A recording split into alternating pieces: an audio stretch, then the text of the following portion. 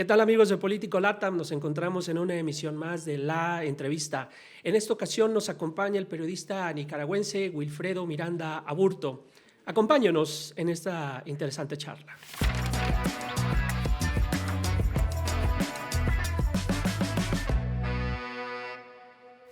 Wilfredo Miranda, muchísimas gracias por el compartir micrófonos con el auditorio, con la audiencia de Político LATAM.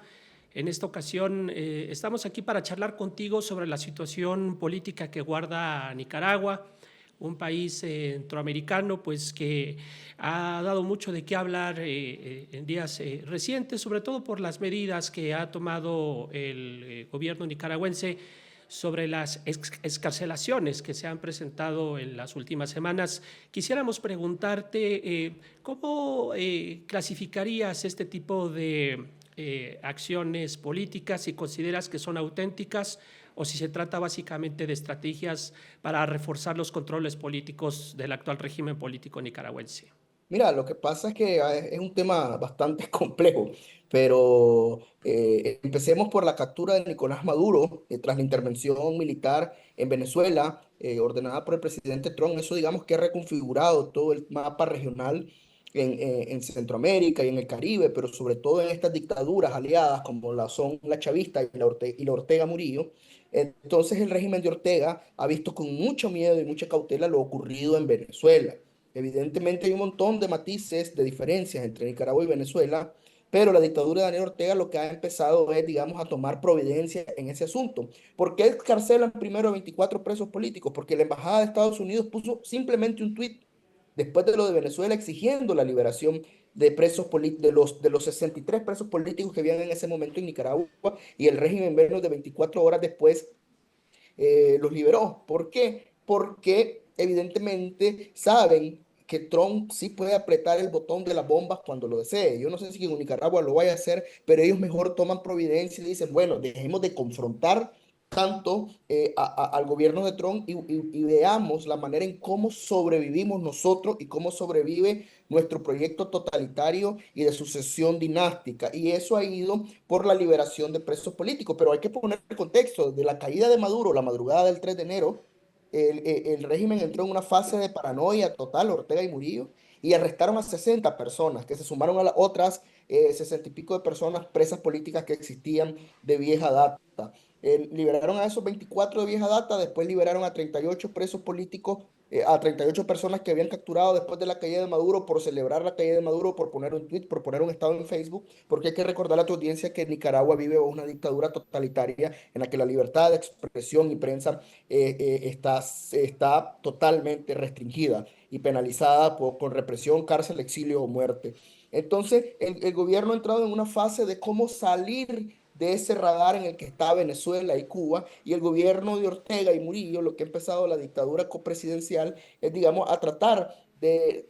plegarse de alguna manera a los intereses de la administración Trump, y eso tiene que ver, han comenzado a cooperar con el tema del narcotráfico,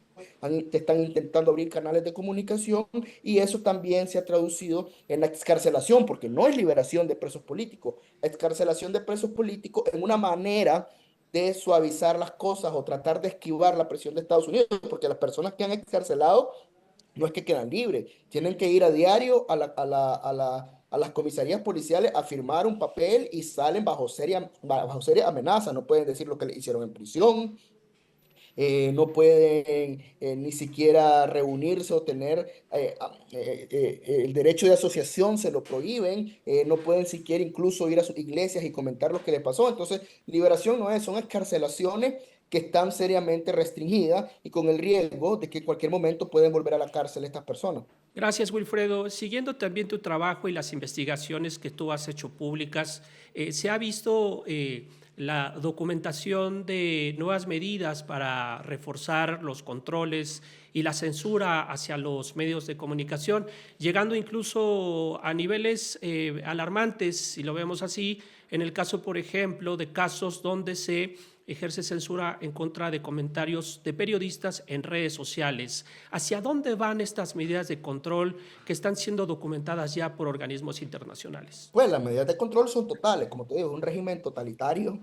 que por desgracia desde mucha izquierda romántica, incluido la del gobierno de la presidenta Claudia Sheinbaum, no se termina de entender a cabalidad. Es una dictadura totalitaria en la que la libertad de prensa y expresión están censuradas a tope. Es decir, en Nicaragua es el único país del hemisferio occidental que no cuenta con un periódico impreso porque el régimen nos ha confiscado todo. Más de 280 periodistas estamos en el exilio y básicamente en Nicaragua solo quedan periodistas afines al régimen, propagandistas. Nicaragua tiene confiscadas varias redacciones, las de Confidencial, 100% Noticias, La Prensa, o redacciones enteras como nosotros, Divergentes, que estamos absolutamente operando en el exilio porque hay una persecución intolerable contra los periodistas y todo aquel que sea crítico de este proyecto de sucesión dinástica de Daniel Ortega y Rosario Murillo. Entiéndase eso, desnacionalización. Es decir, el régimen a mí, por ejemplo, me quitó mi nacionalidad, me confiscó mis bienes, me declaró prófugo de la justicia, me declaró traidor a la patria, así como lo ha hecho con más de 400 nicaragüenses que consideran opositores. No hay manera en Nicaragua de que vos puedas llegar, o vos como periodista de político, puedas llegar a Nicaragua y decir, vengo a hacer periodismo porque no te van a dejar entrar. Entonces es una situación de control total, es una especie de Corea del Norte centroamericana en la que el ejercicio constitucional de la libertad de prensa y expresión no existe porque el régimen no lo tolera. ¿Por qué? Porque el periodismo independiente ha sido clave desde las protestas de 2018 que sembraron el régimen para documentar los crímenes de lesa humanidad que han cometido ellos y sus secuaces. Y no lo digo yo, lo dice el grupo de expertos independientes de Naciones Unidas, lo ha dicho la Corte Interamericana de Derechos Humanos, más de 350 asesinatos con disparos letales, miles de presos políticos, un éxodo brutal, más de 800.000 nicaragüenses se han ido desde el 2018 por la crisis sociopolítica. Estamos hablando que somos un país de 6 millones de habitantes, estamos hablando de casi el 12% de la población, de una persecución total contra la Iglesia Católica, se han apresado obispos, han cerrado más de 4.000 organizaciones de sociedad civil, ONG, han instalado todo el andamiaje represivo, lo han hecho ley, como la ley de agente extranjero, la ley de traición a la patria que ya te mencionaba, la ley de ciberdelitos con la que me atacaron a mí, en el sentido de que el gobierno decide que es una fake news y esto te puede llevar a 8 años de prisión. Yo no caí preso porque me salí a Costa Rica exiliado, pero más de 14 personas fueron condenadas en Nicaragua por poner un tuit o por poner un estado en Facebook. Entonces, eso es una dictadura que se viste con un ropaje de izquierda, pero no es más que una dictadura con más tinte fascista y totalitaria como la que encabeza Daniel Ortega y Rosario Murillo y su familia. Gracias. Viendo hacia adelante para tratar de ensayar algún tipo de escenario, vemos, por ejemplo, que la oposición nicaragüense no solo está dividida, como bien mencionas, está desnacionalizada, está exiliada. En este contexto, ¿ves alguna posibilidad de que la oposición pueda rearticularse, incluso, por ejemplo, en el exterior? Mira, hay que ser justo y honesto. La oposición de Nicaragua ha estado sumamente perseguida, tanto dentro y fuera como de Nicaragua. El último informe de los expertos de Naciones Unidas hablan del brazo largo de la represión de Daniel Ortega que se ha cruzado a Costa Rica. Y ha sido una persecución rampante que ha terminado con el asesinato de varios opositores en el exilio, siendo el caso más grave el del mayor en retiro Roberto Sancán, un militar retirado muy crítico del ejército y del régimen Ortega Murillo, que fue asesinado por un sicario por 8 balazos en su casa en el exilio en San José. Pero también es cierto y cabe decir que también es una oposición extraviada y que tiene sus propias culpas, en el sentido que es una oposición bastante pueril, bastante poco madura políticamente, que no ha logrado, digamos, frente a un problema tan claro como es una dictadura oprobiosa como la de Daniel Ortega y Rosario Murillo, dejar sus diferencias, ponerse de acuerdo y convertirse ni siquiera no en una alternativa electoral que es lo urgente, que no necesariamente es lo urgente, sino una alternativa creíble para la población de Nicaragua que sigue adentro soportando esa dictadura, de modo que también los opositores tienen mucha culpa y hasta el día de hoy pues siguen totalmente extraviados, cada uno por su lado. Entonces, no sé, si un día Trump toca la puerta, no sé, poniendo un escenario y dice cuál es la contraparte como la que hay claramente en Venezuela con María Corina Machado, pues en Nicaragua es muy difícil encontrarlo en este momento. Sí, gracias. Wilfredo, tú justo mencionabas el tema de Estados Unidos. Ahora con la nueva política hemisférica, el corolario Trump, pareciera que todos los países en la región están sometiendo a una revisión profunda su relación estratégica con el vecino país del norte. Pero en el caso de Nicaragua, no parece ser tan claro, al menos no por los últimos acontecimientos a propósito del caso de Venezuela, cuáles serían los planes que tiene Washington, por ejemplo, para Nicaragua, para la supervivencia del régimen. ¿Cuál es la lectura que tú tienes en el sentido de si Estados Unidos realmente está interesado en impulsar una transición democrática en Nicaragua? Mira, la administración Trump, si algo la caracteriza, es que es bien impredecible y a veces bastante errática. Tenemos, digamos, Nicaragua, Cuba y Venezuela han estado en el radar, sobre todo político, y en especial del secretario de Estado Marco Rubio, de que lo ha llamado la triada del mal y que son el mayor enemigo de la humanidad.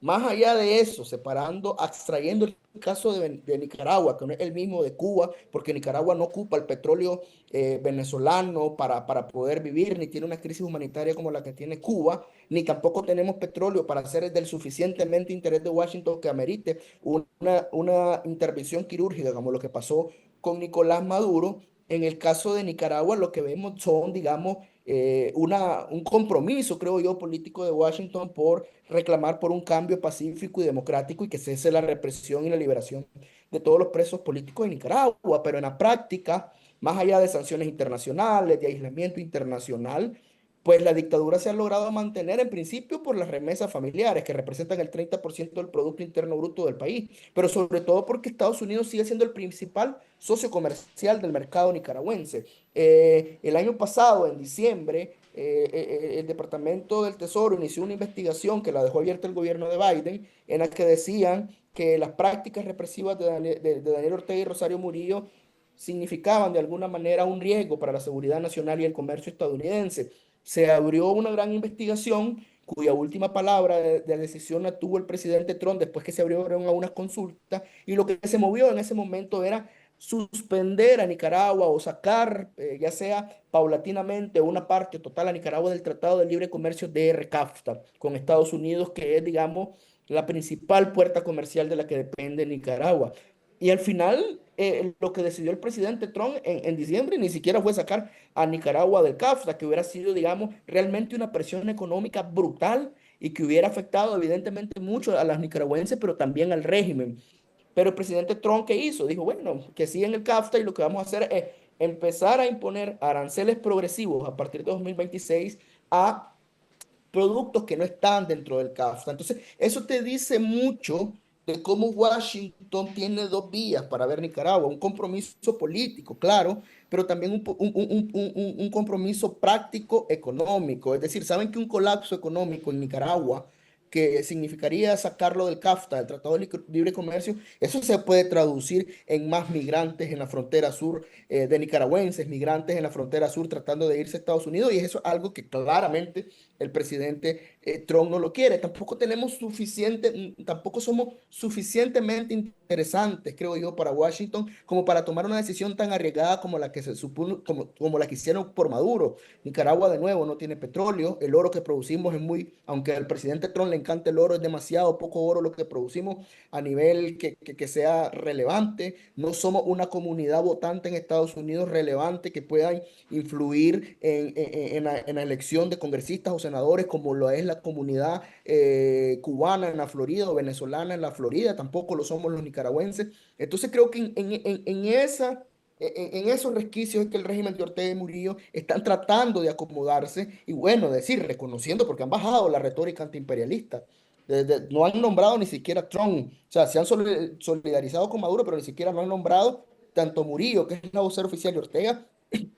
perdón, han bajado el tono antiimperialista y lo que han hecho de manera silenciosa es tratar de alinearte a estas prioridades que tiene Trump, como es, digamos, el tema de colaborar con el narcotráfico, a pesar que el año pasado la DEA anunció que se iba a retirar de Nicaragua por falta de cooperación del régimen, pero eso es algo que parece que está cambiando. Enviaron al co-canciller Denis Moncada a Washington y lo nombraron encargado de negocios, de alguna manera para tratar de abrir canales